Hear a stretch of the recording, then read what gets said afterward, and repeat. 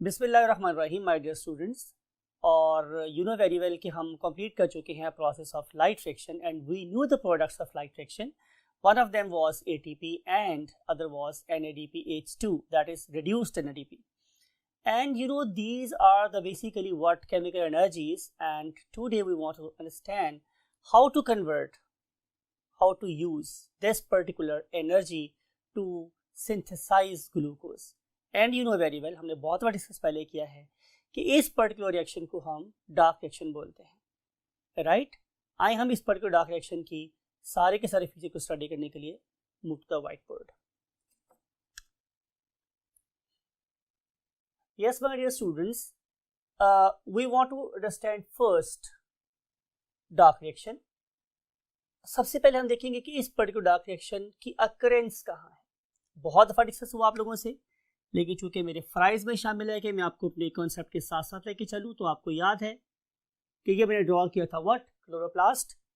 और इस particular chloroplast के अंदर प्रेजेंट थे ये ग्रीन कलर के स्टैक्स ऑफ मेम्ब्रेन, और हमने इसे नाम दिया था व्हाट, ग्रेनम. और इस पर्टिकुलर ग्रेनम के आउटसाइड दिस होल चेम्बर और cavity was stroma. This particular thing was granum and the space outside was basically stroma. And you know very well कि all sort of activities regarding dark reaction, they take place in the granum, right? And today our focus will be the stroma, means the cavity that surrounds whole granum, right? अब हम stroma में सारे activity study करेंगे, तो हमने ये पहला point पढ़ लिया है कि ये वाला रिएक्शन बेसिकली कहाँ होता है, तो आंसर है स्ट्रोमा में. And now we want to discuss कि क्या ये जो नाम है डार्क रिएक्शन, ये नाम भी सही है या नहीं, राइट.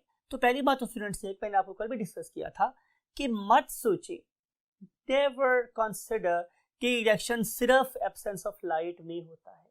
मैंने आपसे बोला था कि चाहे आप लोगों का लाइट रिएक्शन हो, राइट, और या फिर हो डार्क रिएक्शंस, राइट, ये दोनों के दोनों चीजें होती रहती हैं in parallel in the presence of light.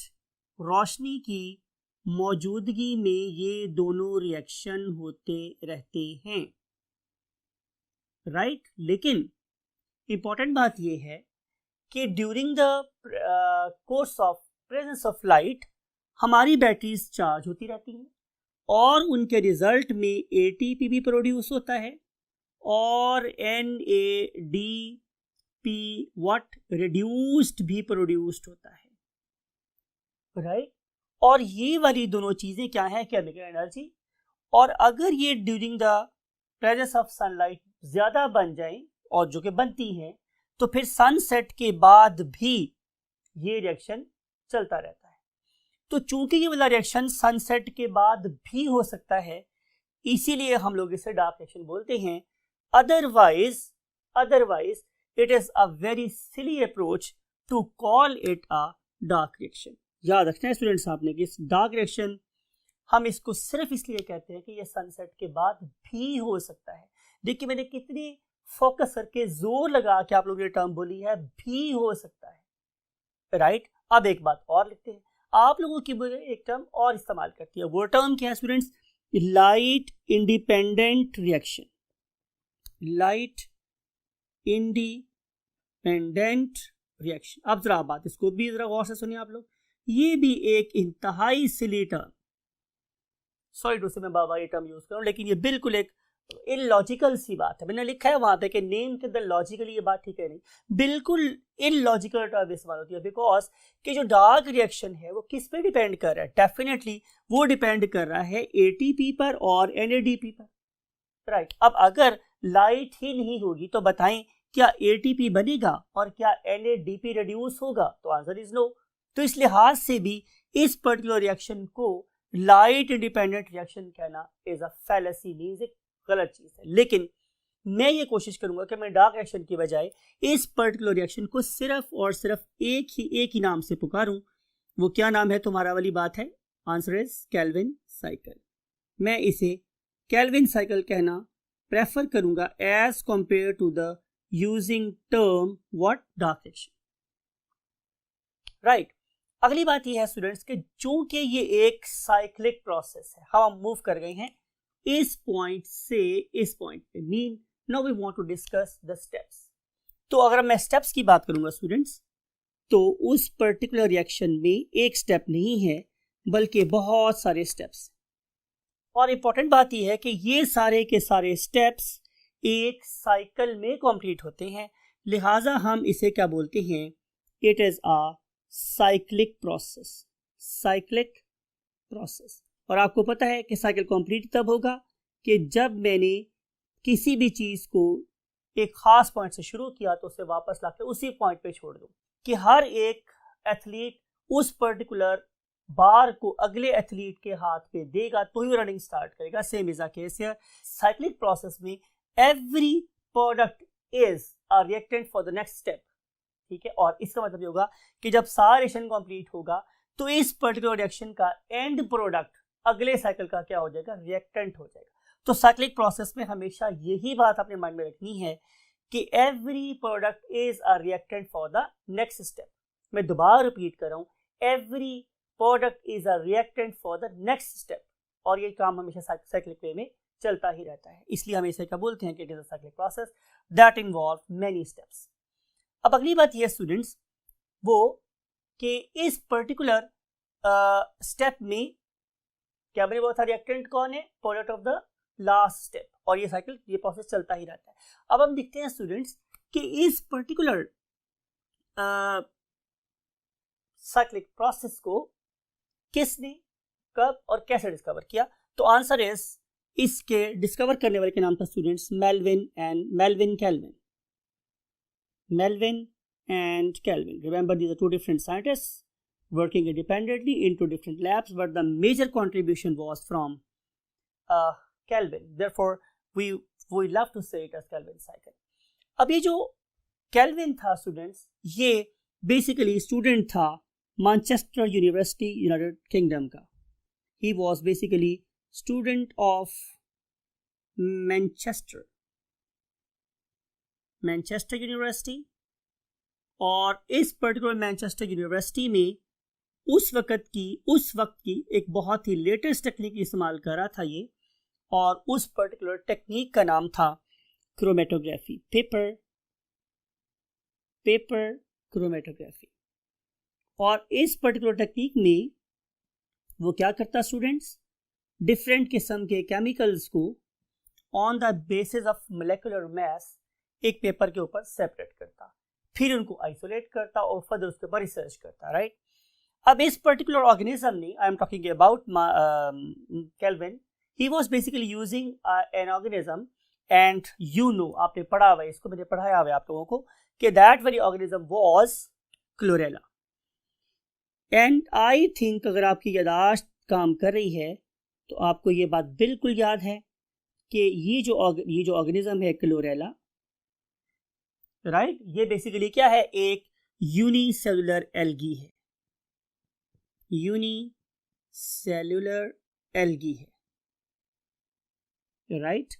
और ये जो यूनिसेलुलर एल्गी थी माय डियर स्टूडेंट्स, ये क्या करता, इसको फीड एंड टेस्ट मैकेनिज्म के थ्रू उसने इसको गुजारा। अब इसमें आपने बात को जरा गौर से सुनना है, वो फीड करता इस पर्टिकुलर एल्गी को किसके साथ, रेडियो एक्टिव कार्बन के साथ। कैसे फीड करता स्टूडेंट्स, वो फीड करता with radio active carbon, radio active carbon. और ये जो मेरे पास रेडियो एक्टिव कार्बन थी, यू नो नॉर्मल कार्बन क्या होती है, C12, और ये जो मेरे पास थी ये क्या थी, C14। अब इस C14 के साथ बनने वाली CO2 डेफिनेटली ये क्या होती, ये भी क्या हो जाती, रेडियो एक्टिव। अब रेडियो एक्टिव कार्बन डाइऑक्साइड को देता इस एल्गी को, और फिर ये वाली एल्गी उस पर्टिकुलर CO2 को क्या करती, फिक्स, राइट। अब जरा बात को आपने मजीद गौर से सुनना है। हम लोग करते क्या, मीन साइंटिस्ट ने क्या किया, इसने इस पर्टिकुलर प्लांट को जो ही CO2 दी, उसके डिफरेंट इंटरवल्स पे उसने इस पर्टिकुलर एल्गी में से कुछ सेल को लिया और फौरी तौर पे बॉइलिंग एथेनॉल में या मेथनॉल में डाल दिया। राइट, आपने बात को थोड़ा गौर से सुनना। मैंने 2 टर्म्स यूज की हैं। मैंने टर्म यूज की है कि वो क्या करता है, इसको जो ही उसने फीड किया उसके डिफरेंट टाइम इंटरवल्स के ऊपर इस पर्टिकुलर क्लोरेला के कुछ सेल निकाले और उसे बॉइलिंग, और उसे क्या किया स्टूडेंट्स, बॉइलिंग मेथनॉल में डाल दिया। अब आपको पता है कि इस पर्टिकुलर प्रोसेस के 2 रिजल्ट हुए। नंबर 1, चूंकि ये बॉइलिंग थी तो हाई टेम्परेचर पे इस क्लोरेला के जितने एंजाइम्स थे फौरन डिनेचर हो गए और reaction there and then stop हो गया। नंबर 2, मेथनॉल आपको पता है कि बड़ा सीवियर डिहाइड्रेटिंग एजेंट है और उसकी वजह से जो रिएक्शन थे वो और जल्दी से स्टॉप हो गए। इट मीन कि ये there and then freezing method भी हुआ कि जहां रिएक्शन था वहीं पे रुक गया, फ्रीज हो गया। फ्रीज होने का मतलब जमाना नहीं है, रोकना है। राइट, तो ये फौरी तौर पे वहां जाके क्या हो गया स्टूडेंट्स, स्टॉप हो गया और उसमें से कंपाउंड्स को आइसोलेट किया और उसको क्रोमेटोग्राफी के थ्रू, आई थिंक आपने केमिस्ट्री में अब तक ये टॉपिक पढ़ लिया होगा क्रोमेटोग्राफी, और उस क्रोमेटोग्राफी में उस पर्टिकुलर चीज को क्या कर लिया, सेपरेट कर लिया। राइट, तो ये था वो मेथड, ये थी वो टेक्निक जो बेसिकली इस पर्टिकुलर साइंटिस्ट केल्विन ने इस्तेमाल की। अब इस पर्टिकुलर टेक्निक के रिजल्ट में जो सबसे पहला कंपाउंड उसके पास ऑब्टेन हुआ, it was basically a 3 carbon compound. It was basically a 3 carbon compound. Right, और इस 3 कार्बन कंपाउंड के ऑब्टेन होने का मेरे पास क्या मतलब था भाई, एक रफ और बहुत लॉजिकल सा गेस तो ये हो सकता था कि भाई एक CO2 उसके एनवायरनमेंट से मिल रही है तो जाहिर है 2 कार्बन कंपाउंड पहले से वहां मौजूद होगा। Look at this, something like it कि ये मेरे पास एक कार्बन है, ये मेरे पास एक दूसरी कार्बन, यहां पे ऑलरेडी 2 कार्बन कंपाउंड एग्जिस्ट कर रहा था और ये वाली CO2 इसको कहा, ये वाली कार्बन इसको कहां मिली है अब।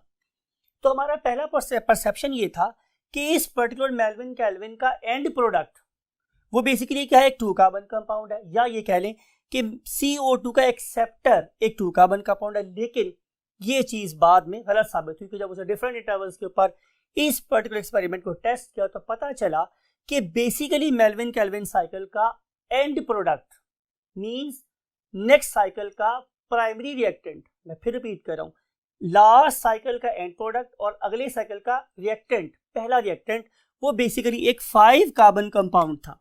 1 2 3 4 एंड 5, ये 5 कार्बन कंपाउंड था जो एक्सेप्ट करता था उस CO2 को जो हम इसको प्रोवाइड करते थे, मींस रेडियोएक्टिव CO2। बाद में ये ना पता चला कि एक 5 कार्बन शुगर है that is ready to accept the CO2 और हम लोगों ने इसका नाम रखा क्या, ribulose, ribulose biphosphate, ribulose biphosphate, और हम इसे एब्रीवेट करते थे ऐसे RUBP। Remember you must write this U in lowercase letter, RUBP. So this RUBP is basically a 5 carbon compound and it is provided with the 2 phosphates. Wherever we say कि ये एक 2 phosphate है, इसका मतलब है कि एक phosphate कहीं यहाँ लगी हुई थी और एक phosphate कहीं यहाँ लगी हुई थी, तो it was RUBP, ribulose biphosphate, that has the ability to welcome the CO2 from the surrounding and transform itself into a 6 carbon compound. You got the point, my dear students? Now अब हम देखते हैं कि ये सारी information के बाद, सारे एक्सपेरिमेंट्स के बाद साइकिल बना वो क्या है। So let's move to the next column of the board. Yes my dear students, आप लोगों के लिए हमने ऑलरेडी बड़ी एफर्ट के बाद ये सर्कल्स ड्रॉ किए हैं और ये रिप्रेजेंट कर रहा है ऑफ कोर्स इस साइक्लिक प्रोसेस को, और इस साइक्लिक प्रोसेस के अंदर हमने ये 3 डॉटेड लाइंस ड्रॉ की हुई आप लोगों के लिए जो रिफ्लेक्ट करती हैं, ये बताती हैं कि ये पर्टिकुलर साइकिल अगरचे बहुत से स्टेप्स पे कंसिस्ट करता है, लेकिन आप लोगों के इस लेवल पे हमने इसके सिर्फ 3 इंपॉर्टेंट स्टेप डिस्क्राइब कर। आए हम उन तीनों स्टेप्स के सबसे पहले नाम लिखते हैं। ये जो मेरे पास सबसे पहली फेज है जो सबसे टॉप पर है, इसे हम लोग बोलते हैं CO2 fixation phase, CO2 fixation phase, यानी कि यहां पे हम CO2 को फिक्स करेंगे, राइट। और उसके बाद जो मेरे पास स्टेप नंबर 2 आता है, स्टेप नंबर 2, इसमें हम लोग क्या करते हैं स्टूडेंट्स, इसमें हम रिडक्शन करते हैं। So step number 2 is reduction phase, right. Step number 2 is basically a reduction phase. और जो मेरे पास स्टेप नंबर 3 है, it is called as regeneration phase. Step number 3 is regeneration phase,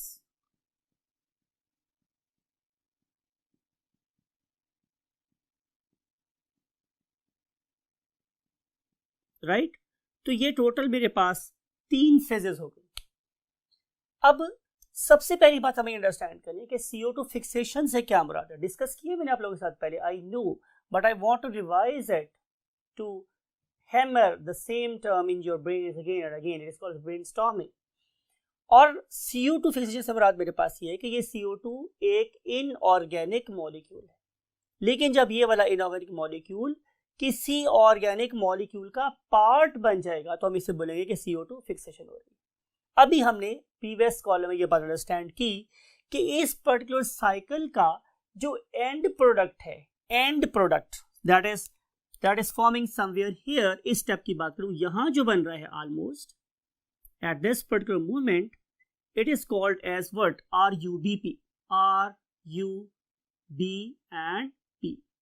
और लिखा था मैंने कि name of this molecule is ribulose bisphosphate और राइबुलोज बाइफॉस्फेट, एक ही टर्म। अगर मैं इस RUBP को देखूं तो मैं लास्ट टाइम उसे डिस्क्राइब किया था कि ये एक 5 कार्बन कंपाउंड है। लुक एट दिस, अगर मैं इस कार्बन को एक बॉल से प्रेजेंट करूं तो यहां पे टोटल कितने बॉल्स हैं स्टूडेंट्स, 5, राइट।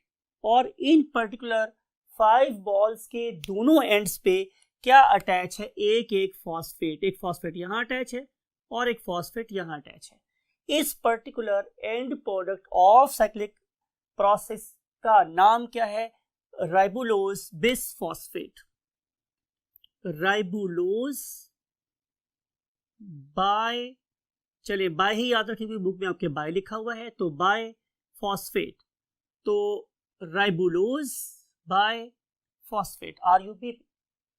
ये जो RUBP है ये रेडी है वेलकम करने के लिए उस पर्टिकुलर CO2 को जो हमारे स्टोमेटा के थ्रू, हमारी एयर चेंबर्स के थ्रू मेरे कहां आई थी, पैलिसेड मेसोफिल सेल में या स्पंजी मेसोफिल सेल्स में, कहां, इनसाइड क्लोरोप्लास्ट, और क्लोरोप्लास्ट में कहां, स्ट्रोमा में। इट इज इंपॉर्टेंट, ये रिएक्शन स्ट्रोमा में हो रहा है। तो जो ही ये वाली CO2 स्ट्रोमा के अंदर मतलब ज्वाइन करेगी, एंटर होगी, पेनिट्रेट करेगी, तो उसको वेलकम करेगा ये वाला 5 कार्बन कंपाउंड, राइट। और इसको वेलकम करने के साथ ही ये वाला कंपाउंड किसमें कन्वर्ट हो जाएगा, ये वाला compound my dear students, CO2 जो ही इस 5 कार्बन कंपाउंड के साथ मिलेगा तो यहां प्रोड्यूस होगा एक 6 कार्बन कंपाउंड, 1 2 3 4 5। रिमेंबर यहां फॉस्फेट लगा हुआ है, ठीक है, और यहां भी क्या लगा हुआ था, मेरे पास एक फॉस्फेट और इसके साथ आके जुड़ गई वो वाली CO2 जो सराउंडिंग में से आ रही थी, और ये बन जाएगा मेरे पास एक 6 कार्बन कंपाउंड, राइट। याद रखना है स्टूडेंट्स कि एक 6 कार्बन कंपाउंड बना है और इसके साथ 2 हाई एनर्जी एटम्स अटैच है, मॉलिक्यूल्स अटैच है, सॉरी, इसका नाम क्या है, फॉस्फेट। यू नो कि जिस मॉलिक्यूल के साथ भी फॉस्फेट अटैच हो जाएगा उसकी अपनी एनर्जी बहुत ज्यादा होगी। ये वाला RUBP तो पहले ही काफी अनस्टेबल था क्योंकि इसके साथ क्या लगे हुए थे, 2 फॉस्फेट लगे हुए थे, लेकिन जो ही इसके साथ एक और CO2 अटैच हुई तो इसकी अनस्टेबिलिटी और बढ़ गई, और इसके रिजल्ट में क्या हुआ कि ये हाईली अनस्टेबल इंटरमीडिएट क्या हो गया स्टूडेंट, हमारी नजरों से ओझल हो गया। लेकिन वो बात अलग है कि हमने इसको अब डिटरमाइन कर सकते हैं, और जो ही ये इंटरमीडिएट बनता है तो समझ लें कि बनने के फौरन बाद ही ये इस पर्टिकुलर पॉइंट से क्लीव हो जाता है या टूट जाता है, राइट। और उसके रिजल्ट में मेरे पास प्रोड्यूस होते हैं 1 2 3 एंड देन 1 2 एंड 3, यानी कि अब ये 6 कार्बन कंपाउंड 3 कार्बन के 2 कंपाउंड में कन्वर्ट हो जाएगा, राइट। ये 6 कार्बन एटम वाला मॉलिक्यूल 3 कार्बन एटम वाले 2 मॉलिक्यूल्स में क्या हो जाएगा, सेपरेट हो जाएगा। याद रखने वाली बात यह है कि इसके इधर फॉस्फेट अटैच था और अब इसके इधर फॉस्फेट अटैच, राइट स्टूडेंट्स। अब ये जो सबसे पहला कंपाउंड हमने डिस्कवर किया था वो यही था, that 3 carbon compound was basically PGA, right. अब what is meant by the term PGA? It stands for phosphoglyceric acid. Phosphoglyceric acid. और ये जो मेरे पास phosphoglyceric acid है, इसके बनते ही हमारे इस पर्टिकुलर रिएक्शन का जो फेज है वो क्या जाता है, खत्म हो जाता है, राइट। अगले स्टेप हमने क्या करना है स्टूडेंट्स, अगले स्टेप में हमने इसमें 2 चीजें करनी। Number 1 is called as phosphorylation. इसका मतलब ये है कि हम इन दोनों के साथ अब फॉस्फेट अटैच करने वाले हैं, समथिंग लाइक इट। ये देखेंगे स्टूडेंट्स, यहाँ पर ये मेरे पास एक कंपाउंड था और ये मेरे पास एक दूसरा कंपाउंड था। कितने कार्बन वाला स्टूडेंट्स, 3 कार्बन वाला। देखिए आपने मेरी बात को गौर से सुनना है। 3 कार्बन कंपाउंड, एक ये बना था वो मैंने यहां लिखा है, एक ये बना था वो मैंने यहां लिखा है, राइट। इसके यहां अटैच था फॉस्फेट और इसके यहां था क्या, अटैच फॉस्फेट। अब इन दोनों के ऊपर आके ऑपोजिट एंड्स पर अटैच हो जाएंगे क्या, फॉस्फेट्स, राइट। अब ये मेरे पास क्या बन जाएगा, बाइफॉस्फोग्लिसरेट, बाइफॉस्फोग्लिसरेट, ठीक। इसका क्या मतलब है कि एक फॉस्फेट यहां अटैच था ऑलरेडी, एक नया हो गया, एक यहां पे ऑलरेडी अटैच था और एक और हो गया। अब ये एक ऐसा फॉस्फोग्लिसरिक एसिड बन गया है जिसके दोनों एंड पे फॉस्फेट अटैच हैं, तो हम इसे क्या बोलेंगे, बाइफॉस्फोग्लिसरिक एसिड या बाइफॉस्फोग्लिसरेट, राइट माय डियर स्टूडेंट्स। इसका मतलब ये होगा कि इस पर्टिकुलर फॉस्फेट का कोई ना कोई सोर्स होगा, मीन टू से कि हमें अंडरस्टैंड ये करना है कि ये वाली फॉस्फेट और ये वाली फॉस्फेट कहां से आई है, तो आंसर इज लाइट रिएक्शन से। यानी कि ये वही एटीपी थी जो कहां से आई थी, लाइट रिएक्शन से। उसने अपनी फॉस्फेट यहां दी और देने के बाद ये दोबारा से एडीपी में कन्वर्ट हो गई और अब यही वाली एडीपी दोबारा कहां चली जाएगी, ग्रेनम के पास, to fetch another phosphate, right? Somebody to fetch another packet of energy to carry out the same process, right? तो आप इमेजिन करें कि अगर ATP ना बन रही होती तो ये रिएक्शन हो सकता था, तो answer is no. Therefore it is useless to call it as a light independent reaction. अब आपको समझ आ गई होगी माय डियर स्टूडेंट्स कि इस ATP का सोर्स क्या है, लाइट रिएक्शन। इंपॉर्टेंट बात है कि इस पर्टिकुलर रिएक्शन की एनर्जी कहां से आई है, लाइट रिएक्शन से आई है, राइट। इस BPGA को हम मॉडर्न लैंग्वेज में एक नाम और देते हैं, क्या, कि PGAP, यानी कि चाहे आप लोग इसे बाइफॉस्फोग्लिसरिक एसिड बोल दें या वही बात है फॉस्फेट ग्लिसरिक एसिड, फॉस्फेट एक ही बात, नो डिफरेंस एट ऑल। अब ये जो मेरे पास PGAP है, it will undergo what, reduction, ठीक है।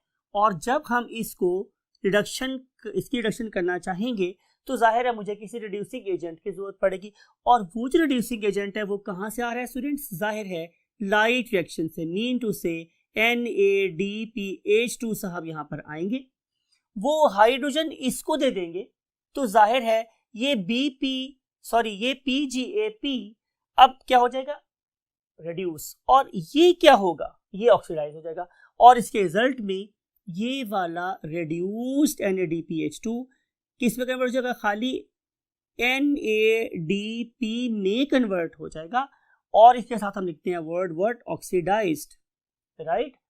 उसके रिजल्ट में ये जो मेरे पास PGAP है ये कन्वर्ट हो जाएगा किस में, PgAlP में, राइट।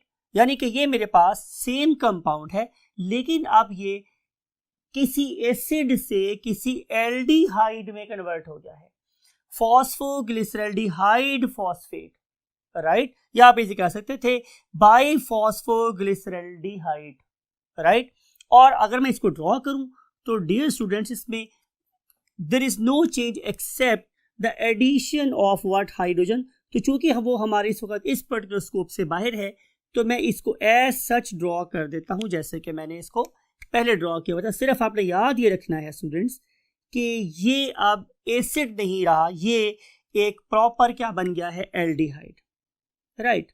तो ये जो काम था ये कहलाता है व्हाट, रिडक्शन। तो ये वाली फेज था कहलाई मेरे पास रिडक्शन फेज। अब रिडक्शन फेज के बाद हमने करना क्या है स्टूडेंट्स, जरा बात को गौर से सुनिएगा। वो ये कि अब मैंने इस पर्टिकुलर 6 कार्बन कंपाउंड को कन्वर्ट कर देना है किस में, अगेन एक 5 कार्बन कंपाउंड में। तभी तो ये मेरे पास 6 कार्बन कंपाउंड एक 5 कार्बन कंपाउंड बन के किस में कन्वर्ट हो जाएगा, RuBP में, और रेडी होगा टू एक्सेप्ट व्हाट, CO2। लेकिन अब जरा बात को गौर से सुनिए कि अगर इस 6 कार्बन कंपाउंड में से 5 कार्बन कंपाउंड आगे चले जाएं, तो सिर्फ और सिर्फ यहां से एक कार्बन कंपाउंड ही बाहर आ सकता है, सिर्फ एक कार्बन वाला कंपाउंड। लेकिन ऐसा नहीं होता, राइट। हम लोग करते क्या है स्टूडेंट्स कि ये वाले कंपाउंड, ये वाले जो 6 कार्बन कंपाउंड है, ये जमा करते रहते हैं कितनी दफा, 3 दफा। मीन टू से अब आपने माइंड में क्या रखना है कि एक ही वक्त में 3 RuBP यहां से चलते हैं, एक ही वक्त में 3 RuBP यहां से चलते हैं, और वो एक ही वक्त में 3 CO2 को एक्सेप्ट करते हैं, और उसके रिजल्ट में मेरे पास ये 3 कार्बन कंपाउंड, सॉरी ये 6 कार्बन कंपाउंड कितने प्रोड्यूस हो जाते हैं स्टूडेंट्स, 3 into 3, राइट। अब जरा बात को गौर से सुने, यहां से चले 15 carbon atoms, 5 3s are what, 15। 3 carbon atom यहां से आ गए, तो 15 + 3 कितने हो गए, 18। अब यहां पे total number of carbon atoms कितना हो गया, 18 हो गया मेरे पास। अब ये जो 18 कार्बन मॉलिक्यूल्स हैं, ये अब इस तरह के 3 मॉलिक्यूल में सेपरेट हुए, तो इसका मतलब ये होगा मेरे पास कि मेरे पास अब 3 कार्बन कंपाउंड कितने प्रोड्यूस हो गए हैं, 6। 3 कार्बन कंपाउंड कितने प्रोड्यूस हो गए हैं, 6। यानी कि अब यहां पे मेरे पास ये BPGA या PGAP के कितने मॉलिक्यूल्स हो गए स्टूडेंट्स, 6। ये 6 ब्लैक से लिख रहा हूं, नंबर ऑफ मॉलिक्यूल्स 6 हो गए यहाँ पे। तो यहाँ पे भी कितने प्रोड्यूस हो जाएंगे अब स्टूडेंट्स, जाहिर है कितने, 6। तो 6 मॉलिक्यूल्स प्रोड्यूस हो गए हैं यहाँ पे PGAL के, राइट। अब देखिए अप्रोचेस देखिए, एक साइंटिस्ट ये बोल रहा है, बात को गौर से देखिए, एक साइंटिस्ट ये बोल रहा है कि एक ही वक्त में 3 यहां से चलेंगे, 3 यहां से चलेंगे, और एक ही वक्त में यहां पे 6 मॉलिक्यूल प्रोड्यूस होंगे, जिनमें से 5 आगे चले जाएंगे, और एक 3 कार्बन कंपाउंड मीन एक ट्राइओस, 3 carbon compound come out of it, come out, right. और आपको पता है कि जिस कार्बोहाइड्रेट में 3 कार्बन एटम हो, हम उसे नाम देते हैं व्हाट, ट्राइओस। तो जो सबसे पहला कंपाउंड इस पर्टिकुलर साइकिल से बाहर आता है, it is basically a triose, right. लेकिन बहरहाल बातें दोनों सही हैं। जाहिर है एक वक्त में एक साइकिल तो चल नहीं रहा है, हजारों साइकिल चल रहे हैं। इसका मतलब है कि हजारों साइकिल क्या प्रोड्यूस करें, हजारों मॉलिक्यूल्स ऑफ ट्राइओसेस। लेकिन 2 स्कूल ऑफ थॉट है। एक स्कूल ऑफ थॉट है जो कैम्बल एंड रीस का फॉलोअर है, वो बोलता है कि एक ही टाइम में 3 कार्बन चलते हैं और 3 कार्बन का एक ट्राइओस बाहर निकला। दूसरा ग्रुप कहता है no, it is not true. ये साइकिल जब 3 दफा चलेगा तो ये वाले 3 कार्बन आपस में एक्यूमुलेट होंगे और यहां से एक ट्राइओस बाहर आएगा। बहरहाल आपके अपनी स्कूल ऑफ थॉट है। आपके लेवल पे इंपॉर्टेंट क्या है कि ये 3 कार्बन कंपाउंड यहां से बाहर आ जाता है। अब हमारे पास बच गए स्टूडेंट्स बाकी 15 कार्बन, राइट। हम लोगों ने इन 15 कार्बन का मतलब क्या है, सुनो बात गौर से सुनिएगा। इसका मतलब यह है कि मेरे पास 5 कंपाउंड हैं, 5 मॉलिक्यूल्स हैं। कितने कार्बन एटम वाले, 3 कार्बन एटम वाले। तो जब मेरे पास 3 कार्बन एटम वाले 5 मॉलिक्यूल्स हैं तो नंबर ऑफ कार्बन एटम कितने हो गए? जाहिर है 15। मैंने 5 इंटू 3 को 3 इंटू 5 में कन्वर्ट कर देना है। अब सोचते हैं ये कैसे हो सकता है, बात को जरा गौर से सुनिएगा। Number 1, number 2, number 3, number 1, number 2, number 3, number 1, number 2, number 3, 2, 3 and then 2 and 3। ये मेरे पास 5 मॉलिक्यूल हैं, कितने कार्बन एटम वाले? 3 कार्बन एटम वाले। और इसको मैंने किस में कन्वर्ट करना है? इसको मैंने करना है 1 2 3 4 5, 1 2 3 4 5, 1 2 3 4 5। So I want to convert 5 into 3 into 3 into 5, right? ये जिस प्रोसेस में करता हूं, that very phase starts after the production of first triose, and this particular phase is called as regeneration phase. आपको मुझे बात समझ आ रही है? इसके बारे में हम कैसे अंडरस्टैंड कर सकते हैं? लुक एट दिस, कि पहले ये और ये आपस में मिलेंगे और मेरे पास एक 6 कार्बन कंपाउंड बन जाएगा।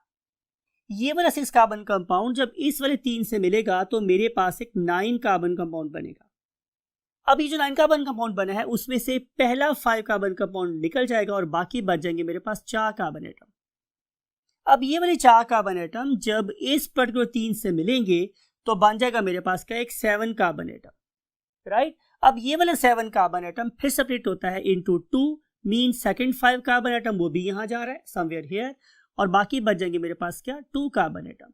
अब ये वाले 2 कार्बन एटम जब इस वाले 3 कार्बन एटम से मिलेंगे तो बन जाएगा मेरे पास थर्ड कार्बन एटम, और इस तरीके से ये मेरे पास तीसरा 5 कार्बन कंपाउंड बन गया, राइट? तो पहला 5 कार्बन कंपाउंड ये बना था, दूसरा 5 कार्बन कंपाउंड स्टूडेंट्स ये बना है, और तीसरा 5 कार्बन कंपाउंड स्टूडेंट्स ये बन गया। इस तरीके से हमने इस 3 कार्बन एटम से जनरेट किए 5 कार्बन वाले कंपाउंड्स।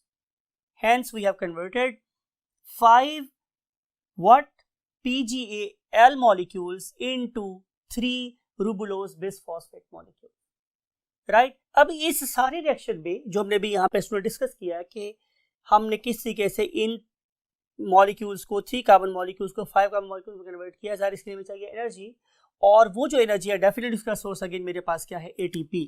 तो इस सारे प्रोसेस में भी ATP इस्तेमाल होती है, राइट? तो अब हम करेंगे क्या स्टूडेंट्स कि अब हम थोड़ी सी जगह खाली करते हैं, और थोड़ी जगह खाली करने के बाद हम यहाँ पे इस पूरे के पूरे रिएक्शंस की ओवरऑल रिएक्टेंट्स और प्रोडक्ट्स के लिए इक्वेशन लिखते हैं। So we shall see you after erasing some board. Yes my dear students, we have erased the board and we have placed the equation over here.